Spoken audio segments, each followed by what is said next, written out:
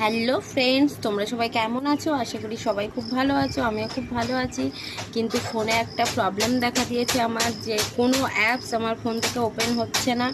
Apps open করার সঙ্গে সঙ্গে দেখাচ্ছে ক্লোজ অ্যাপ অথবা অ্যাপ ইনফো। তো কোনোভাবেই কোনো অ্যাপসে কাজ করতে পারছি না, শুধুমাত্র ফেসবুক আর ইউটিউবটাই চালু আছে।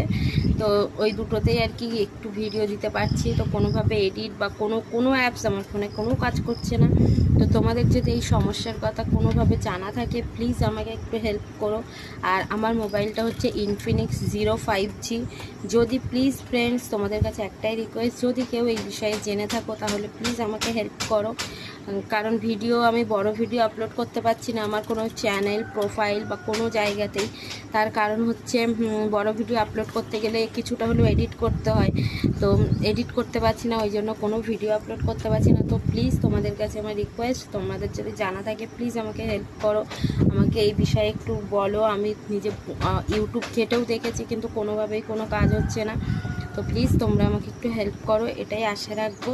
তো পরে দেখা হচ্ছে নেক্সট কোনো ভিডিওতে। সবাই খুব ভালো থাকো, সুস্থ থাকো, টাটা।